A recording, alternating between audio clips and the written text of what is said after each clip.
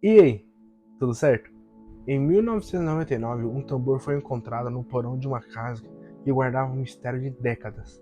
O dono dessa casa resolveu vender essa propriedade e o comprador pediu que esse tambor que estava lá embaixo fosse retirado do porão. Esse já estava lá embaixo desde a época que o cara que estava vendendo comprou a casa.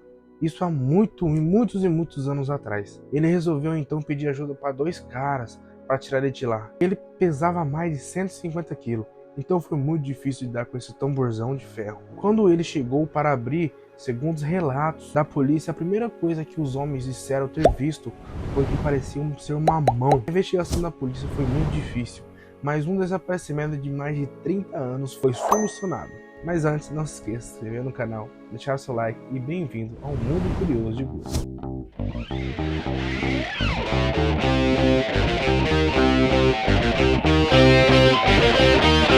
E toda essa história gira em torno de Reina Angélica Marroquim. Ela nasceu em 1941, em El Salvador, e morava com a mãe lá no país.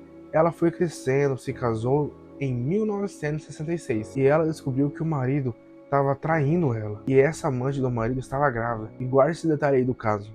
E ficou muito triste com isso. Ela pediu ajuda e resolveu meter o pé dali de El Salvador. Ela queria começar uma nova vida, um novo país, um novo idioma. E escolheu escolheu os Estados Unidos. Em 66, ela mesma foi para Miami. Ela chegou lá e ficou só um tempinho em Miami. Ela não gostou muito e resolveu mudar para Nova York. Assim que ela chegou, ela começou a morar em uma casa administrada ali por freiras. Era uma instituição católica. Essa instituição acolhia mulheres que não tinham teto e precisavam de ajuda. E como ela recentemente chegou aos Estados Unidos, ela precisava melhorar muito seu inglês. E aí que ela contratou uma professora.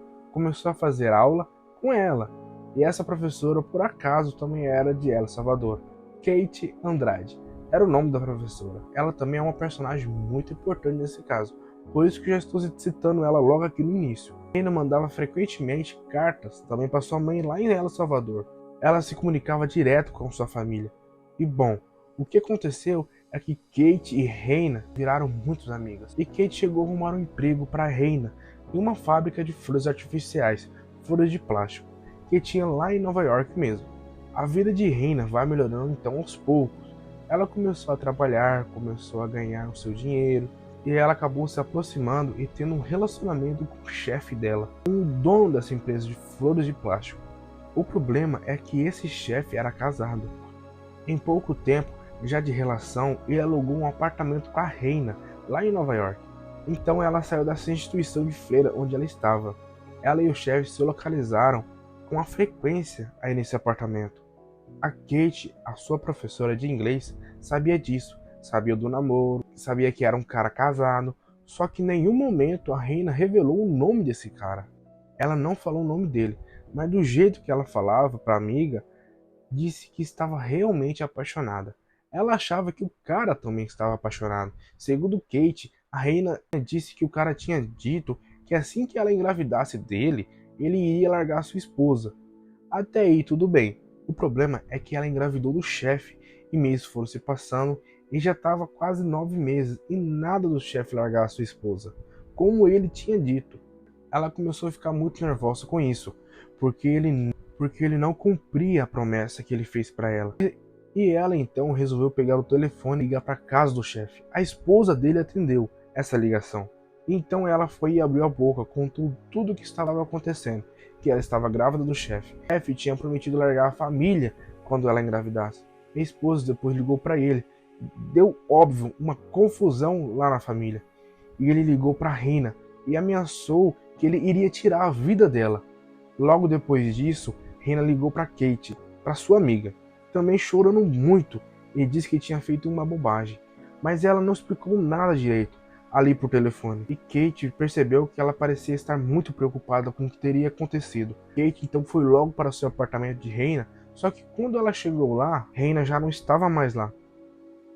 E desde janeiro de 1969, nunca mais Kate ouviu falar dela. E como ela não sabia o nome do cara que a amiga estava namorando, ela não conseguiu ir atrás de nada. Ela até foi para a polícia, Só que a polícia não deu muita atenção, então simplesmente ela desapareceu em 1969. E anos foram passando e o mistério foi só aumentando, até que em setembro de 1999, a polícia recebeu uma ligação de um cara dizendo ter encontrado um corpo dentro de um barril. Era Reinaldo Cohan. Ele estava vendendo uma casa para outro cara e o comprador disse que queria que tirasse aquele barril de lá. Só que, como eu falei, esse barril estava lá na casa desde que Ronald tinha comprado essa casa e ele nunca tinha mexido lá embaixo. Bom, a polícia e os detetives então foram para lá, esvaziaram esse barril. O cheiro que estava ali era muito forte. Conforme os relatos da polícia na época, eles encontraram lá dentro um cadáver já mumificado de uma mulher. No primeiro momento não deu para identificar quem era ela. Tinha alguns pertences lá dentro, tinha uma bolsa pequena ali, tinha um ramo de flores de plástico, tinha um caderno de anotação com alguns contatos ali de telefone, endereços escritos, só que o óbvio, pelo tempo que já estava ali dentro, não dava para ver nada a olho nu. E tudo isso precisou depois ser passado por uma perícia especializada para descobrir as coisas que estavam ali. Os exames identificaram que a vítima estava grávida e que já estava ali pelo menos 20 anos dentro daquele barril. Como esse barril era hermético, era bem fechado, o estado de conservação ali estava muito bom. Realmente ela estava mumificada lá dentro. Uma das primeiras coisas que a polícia fez foi rastrear o barril, tinha um número ali de identificação e também identificar os antigos proprietários da casa. E nessa busca aí já tinha um nome que acabou se destacando, Robert Hawkins.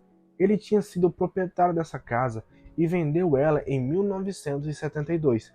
E também era um dos sócios dessa empresa de plástico, ou seja, o chefe de Reina. Só que nesse momento aqui, eles ainda não tinham identificado se o corpo era dela. Aquele caderno que foi encontrado junto com ela ainda estava em análise. Notícia na época falava que as páginas ali estavam grudadas com uma na outra. Foi um trabalho muito difícil, foi um trabalho muito minucioso para conseguir ler alguma coisa.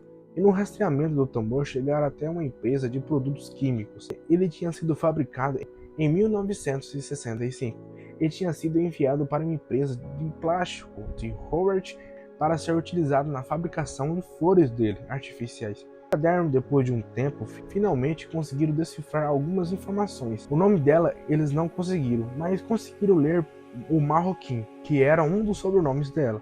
E conseguiram também chegar até o endereço justamente de quem? Da Kate Andrade, que era a melhor amiga dela. De uma forma inacreditável, 30 anos depois, a Kate ainda estava morando no mesmo endereço. E os investigadores foram para lá. Quando chegaram lá, quando falaram o nome de Reina, ela entrou em choro na mesma hora e contou esses detalhes dela estar com um homem casado na época, do desaparecimento dela e de que estava grávida. E o nome de Robert virou o principal suspeito.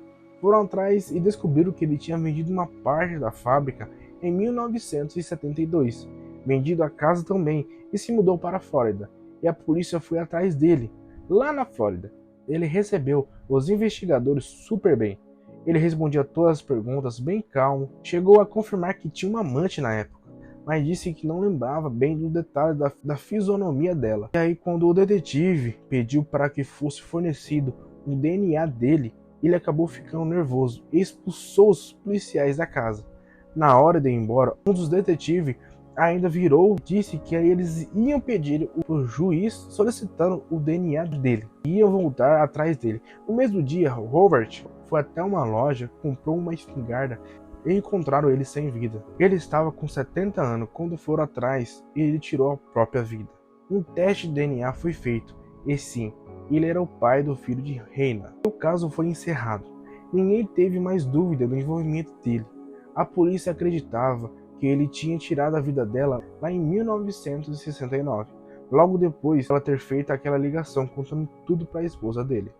E esse foi o vídeo de hoje, espero que vocês tenham gostado. Se caso vocês tenham gostado, não se esqueça de se inscrever no canal, ativar os sininhos e Deus abençoe a todos. E até nossa próxima curiosidade ou mistério. Valeu!